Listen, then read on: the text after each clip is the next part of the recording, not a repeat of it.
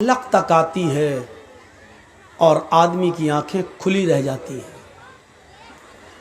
دیکھیے گا بڑی ہو جائیں گی آنکھیں. روح یہاں تک آتی ہے اور ناک اور کان اور آنکھ کے راستے سے یہ روح نکل جاتی ہے. کھینچتا ہے فرشتہ تو یہ روح یہاں سے نکلتی ہے ناک کان اور آنکھ کے راستے سے. قرآن نے کہا فلولا اذا بلغت الحلقوم، جب یہ روح نکالتے نکالتے ملک الموت تمہارے حلق تک پہنچے گا. وَأَنْتُمْ حِينَئِذٍ تَنْظُرُونَ، اس وقت تم اس کو اپنی آنکھوں سے دیکھ رہے ہوتے ہو. اور اس وقت سب سے زیادہ ہم ہی تمہارے قریب ہوتے ہیں. اللہ کہہ رہا ہے وَنَحْنُ أَقْرَبُ إِلَيْهِ مِنْكُمْ، اس وقت سب سے زیادہ ہم ہی تمہارے قریب ہوتے ہیں، ہم ہی تمہارے قریب ہوتے ہیں. ان کنتم غیر مدینین، اگر تمہارے اوپر کسی طاقتور کی حکومت نہیں ہے، تم سب سے بڑے طاقتور ہو، تم سپر پاور ہو، تم ملک کے مالک ہو، دنیا کے مالک ہو، تم اپنے آپ کو شکتیشالی سمجھتے ہو، سپر پاور سمجھتے ہو، ترجعونہا، تو جو روح نکالتا ہے ملک الموت اس سے روح کو چھین کر اپنے اندر واپس کیوں نہیں لے لیتے؟ ملک الموت سے جھگڑ کر، اس سے لڑ کر جو روح کھینچ رہا تمہاری، اس سے وہ روح چھین کر تم اپنے اندر واپس کیوں نہیں لے لیتے؟ اگر تمہارے اندر طاقت ہے، سپر پاور ہو، دنیا کے مالک ہو، اگر تم پوری دنیا پر حکومت چلاتے ہو، پردھان منتری ہو، وزیر اعظم ہو، پریسیڈنٹ ہو، پورے ورلڈ پر حکومت کرنے والے سپر پاور ہو، تو پھر اتنا چھوٹا سا کام کیوں نہیں کر لیتے؟ اس سے تم روح چھین کر اپنے اندر دوبارہ واپس کیوں نہیں کر لیتے؟ اس کا مطلب یہ ہے کہ تم یہاں بے بس ہو، یہاں کمزور ہو، کوئی ہے جو یہاں پر تمہیں بے بس کر رہا ہے، اور وہی ہے اللہ. تو اس آیت نے بھی ہمیں بتا دیا کہ موت آنی ہے.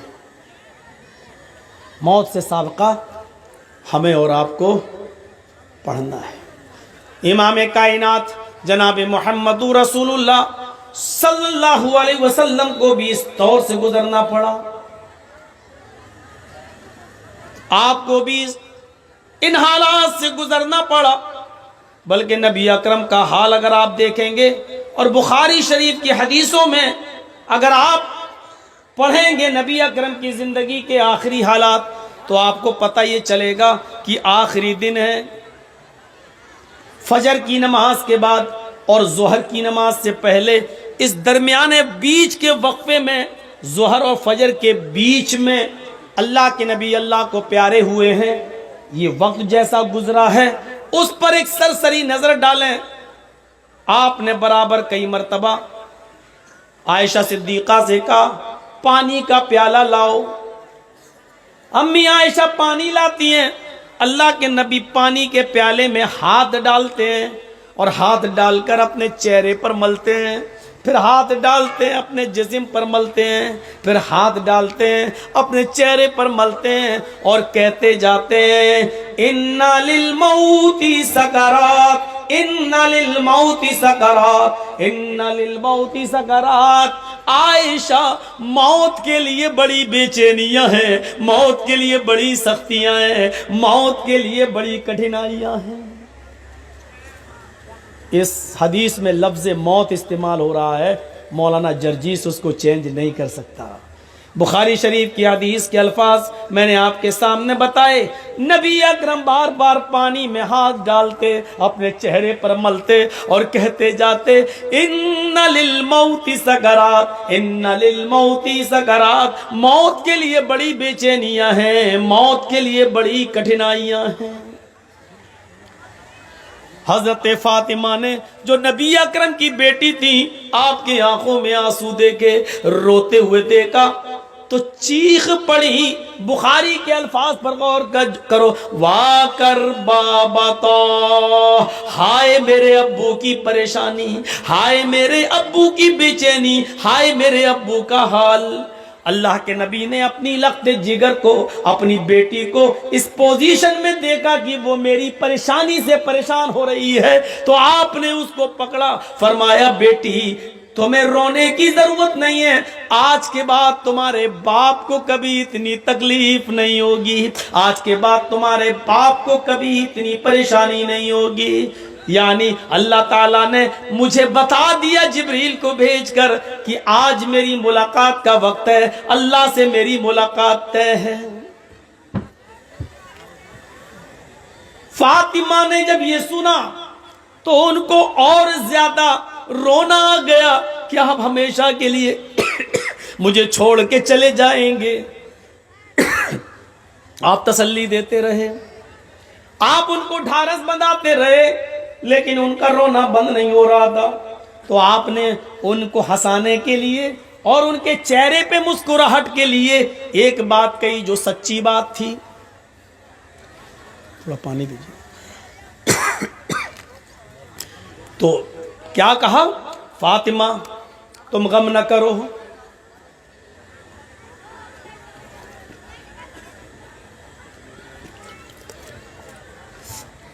فاطمہ تم غم نہ کرو، تم پریشان نہ ہو. اے فاطمہ، ابھی ابھی جبریل آئے اور بتایا فاطمہ سے کہہ دو فاطمہ تو سیدۃ نساء اہل الجنہ، اللہ نے فاطمہ کو جنت کی تمام عورتوں کا سردار بنا دیا. اس خوشخبری نے فاطمہ کے غم کو تھوڑا ہلکا کر دیا، تھوڑا ہلکا کیا. لیکن مکمل ہلکا کرنے کے لیے اللہ کے نبی نے ایک دوسری بات کہی. فاطمہ پریشان مت ہوئیے، میرے بعد تمہارا ہی نمبر ہے، میرے اہل بیت میں، میرے خاندان میں، میرے گھر میں میرے بعد سب سے پہلے میرے پاس کوئی آئے گا، مجھ سے کسی کی ملاقات ہوگی تو تمہاری ہوگی، یعنی تم آ رہی ہو میرے پیچھے پیچھے. یہ سنا فاطمہ رضی اللہ تعالی عنہا نے تو مسکرائیں. اچھا، موت کی خبر سن کر کوئی مسکراتا ہے کیا؟ یہ کہا کہ میرے بعد تمہارا نمبر، میرے گھر میں سب سے پہلے مجھ سے، میرے خاندان میں سب سے پہلے تم ملوگی، تو مسکرا رہی ہیں. اس کا مطلب یہ ہوتا ہے کہ موت مومن کی نظر میں بری چیز نہیں ہوتی ہے، بلکہ مومن موت کو جتنا قریب دیکھتا ہے اتنا ہی وہ خوش ہوتا ہے کہ میرے رب سے ملاقات کا وقت ہے. آج ہم موت سے ڈرتے ہیں، مرنا نہیں چاہتے ہیں، مرنے کی تمنا بھی نہیں ہوتی ہے، اور موت اگر دیکھ لے قریب تو ہم ڈرتے بھی ہیں. صاحب یہاں ہارٹ کا کوئی بڑا ڈاکٹر نہیں، بیٹا بنگلور لے کے چلو، بیٹا دلی ایمس میں لے کے چلو. تو اس کا مطلب یہ ہے کہ ہمارے اندر ابھی ایمان کی لذت اور ایمان کی چاشنی مکمل طور پر ہے نہیں. اگر ہم مکمل مومن ہوتے تو موت کو اپنے قریب دیکھ کر ہم ڈرتے نہیں، روتے نہیں، چیختے نہیں، نفرت نہیں کرتے، بلکہ خوش ہوتے.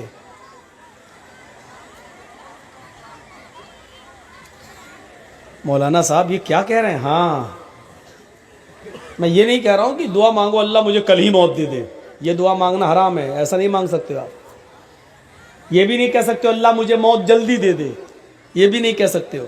آپ صرف بہت ضروری ہو، پریشانیاں بہت زیادہ ہوں، الجھنیں ہوں، ٹینشن ہو، تو آپ اتنی دعا کر سکتے ہو اللہ سے کہ اے اللہ اللہم احیینی ما کانت الحیات خیرا لی، اے اللہ مجھے اس وقت تک زندہ رکھ جب تک میری زندگی میرے لیے بہتر ہو، اور جب میری زندگی میرے لیے بہتر نہ ہو تب تو مجھے اٹھا لے. یہ دعا بس کر سکتے ہو جب بہت زیادہ ٹینشن اور بہت زیادہ الجھن ہو تب. لیکن ہم موت کی تمنا کیوں کرتے معلوم ہے؟ 5 بیٹیاں ہیں 6 بیٹیاں ہیں، ان کے جہیز کیسے ہوگا؟ آج کل بغیر گاڑی دیے ہوئے، بغیر انٹرنیشنل بھکاری کا پیٹ بھرے ہوئے ہماری بیٹی کی ڈولی نہیں سجے گی۔ اس لیے ہمارے ٹینشن اتنے ہو گئے ہیں زندگی میں کہ ہم اسی سے کہتے ہیں اس سے بہتر ہے کہ مر جائیں۔ یہ ہمارے اپنے ٹینشن ہیں، یہ ہماری اپنی الجھنیں ہیں۔ اللہ کے نبی کا پھر یہ حال تھا،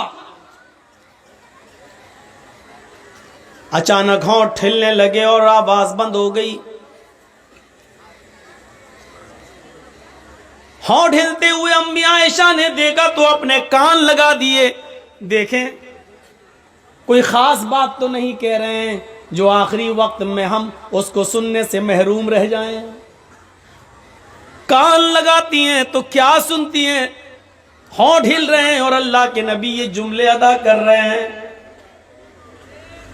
اقیموا الصلاۃ اقیموا الصلاۃ او ما ملکت ایمانکم، نماز پڑھتے رہنا، لوگوں نماز پڑھتے رہنا اور اپنے غلاموں کا، اپنے ماتحتوں کا خیال رکھنا، جو تمہارے نیچے کام کرتے ہو غلاموں ان کا خیال رکھنا، جو تم کھانا وہ ان کو کھلانا، جو تم پہننا وہ ان کو پہنانا، ان کی اوپر ضرورت سے زیادہ بوجھ مت ڈالنا۔ اگر کوئی مشکل کام ان سے کرا رہے ہو جو وہ کر نہ سکیں تو ان کے کام میں تم بھی ان کی مدد کرنا۔ ایک طرف اللہ کے حق سے جوڑا نماز پڑھتے رہنا، دوسری طرف بندوں کے حق سے جوڑ دیا کہ اپنے غلاموں کا، تم سے نیچے جو لوگ ہوں ان کا خیال رکھنا۔ اور اس کے بعد کھجور کے پتوں سے بنی ہوئی چھت، اسی پر آپ کی آنکھیں ٹک گئیں، آنکھیں کھلی کی کھلی رہ گئیں، اور کائنات کو روشن کرنے والا سورج، پوری دنیا کو چمکانے والا سورج اپنی آنکھیں کھول کر زوردار الفاظ میں یہ جملے ادا کر کے ہمیشہ ہمیش کے لیے یہ سورج اپنی روشنی سے بے نور ہو جاتا ہے، اور اس کی زبان سے جو جملے نکلتے ہیں وہ یہ جملے نکلتے ہیں، اللہم بالرفیق الاعلی، اللہم بالرفیق الاعلی، اے اللہ میں رفیق اعلیٰ میں مجھے داخل کر دے، مجھے رفیق اعلیٰ میں پہنچا دے۔ اے اللہ جہاں انبیاء کرام ہیں، جہاں شہداء کرام ہیں، جہاں تیرے اولیاء اللہ، تیرے دوست، تیرے بزرگ بندے ہیں، انہی لوگوں میں مجھے بھی پہنچا دے۔ آپ نے یہ آخری لفظ اپنی زبان سے نکالا اور اس کے بعد پوری دنیا کو چمکانے والا سورج ہمیشہ کے لیے اس گھر سے غروب ہو گیا۔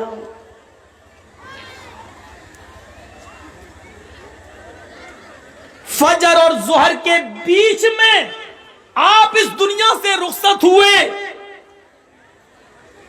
فاطمہ رضی اللہ تعالیٰ عنہ یہ منظر دیکھ کر چیخ اٹھی، وَكَرْبَابَتَا مَنْ أَجَابَ رَبًّا دَعَاهُ، وَكَرْبَابَتَا مَنْ جَنَّةُ الْفِرْدَوْسِ مَأْوَاهُ، وَكَرْبَابَتَا إِلَى جِبْرِيلَ نَنَا۔ ہائے میرے ابو، من اجاب ربًا دعا، آپ کے پاس رب کا بلاوا آیا اور آپ چلے گئے۔ جملوں پر غور کرو، بہت آسان ہے تم تو 12 تاریخ کو جشن منا لو گے، بہت آسان ہے تم تو 12 تاریخ کو جلوس نکال لو گے، بہت آسان ہے تم تو 12 تاریخ کو خوشیاں منا لو گے، لیکن 12 تاریخ کو فاطمہ رضی اللہ تعالیٰ عنہ کے آنکھ سے نکلنے والے آنسو تمہیں کبھی معاف نہیں کریں گے۔ یہ 12 تاریخ تھی، ربیع الاول کی 12 تاریخ تھی۔ ہم اپنی 12 تاریخ پہ نظر ڈالیں اور اس 12 تاریخ پہ نظر ڈالیں، اور کچھ کہنے کی ضرورت ہی نہیں، حالات ہمیں اس کہنے کی اجازت بھی نہیں دیتے ہیں۔ میرے بھائیوں سنو کیا کہتی ہیں فاطمہ، وَكَرْبَابَتَا مَنْ أَجَابَ رَبًّا دَعَاهُ، ہائے میرے ابو، آپ کو آپ کے رب نے بلایا اور آپ چلے گئے، آپ نے اس کی دعوت کو قبول کر لیا، یہ بھی نہیں سوچا کہ آپ کے چاہنے والوں پر کیا بیتے گی، یہ بھی نہیں سوچا کہ آپ کے چاہنے والوں پر کیا گزرے گی۔ اے اللہ کے نبی، اے میرے ابو، آپ چلے گئے۔ دوسرے جملے پر غور کرو، وا کر بابتا من جنت الفردوس ماوا۔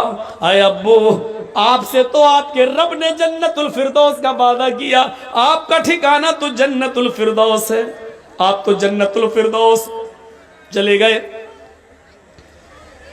تیسرے جملے پر غور کرو، وا کر بابتا الا جبریل ننا۔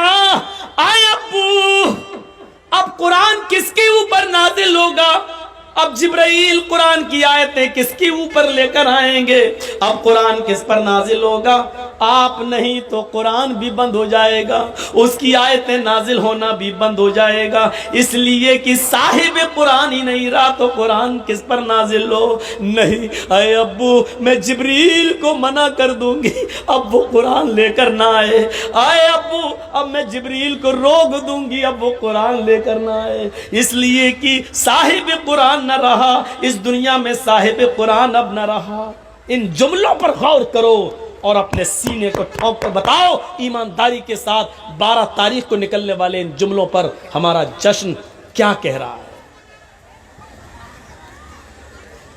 پھر فاطمہ کہتی ہیں، لوگوں 12 تاریخ کو میرے اوپر میرے ابو کی جدائی کے بعد غموں کے ایسے پہاڑ ٹوٹے، جو مصیبتیں جو غم میرے اوپر آئے، اگر وہ غم کسی پہاڑ کی اوپر ڈال دیے جاتے تو پہاڑ بھی چور چور ہو جاتا، ریزہ ریزہ ہو جاتا۔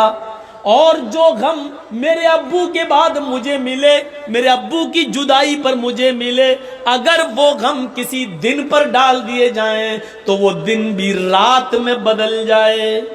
12 تاریخ ہمیں یہ بتاتی ہے کہ کائنات کو روشن کرنے والا سورج غروب ہوا تھا، اس پر ہمیں وہ ماحول بنانا چاہیے کہ 12 تاریخ کو نبی اکرم کی ہم پیدائش کی خوشی نہ بھولیں، لیکن اتنی خوشی نہ منائیں کہ ہم 12 تاریخ کو غم بھول جائیں، اور اتنا ماتم اور اتنا غم بھی نہ کریں کہ ہم نبی اکرم کی پیدائش بھول جائیں۔ ہمیں تو بیچ کا راستہ اپنانا چاہیے تھا، ہمیں تو معتدل راستہ اپنانا چاہیے تھا، یہاں دونوں طرف سے غلطی ہو رہی ہے۔ میرے پیارے ساتھیوں، قرآن سنتے جاؤ، حدیث سنتے جاؤ اور اپنے ایمان کا جائزہ لیتے جاؤ۔ ہاں اب سنیے میرے بھائیو، اللہ کے نبی صلی اللہ علیہ وسلم کو دفن کر دیا گیا، سب سے پہلے ابو بکر صدیق نے نماز جنازہ پڑھی، اس کے بعد عمر فاروق نے، عثمان غنی نے، حضرت علی نے، پھر صحابہ نے، لوگ آتے گئے نماز پڑھتے گئے، پھر بعد میں بچوں نے، اور سب سے لاسٹ میں عورتوں کے بعد سب سے لاسٹ میں بچوں نے۔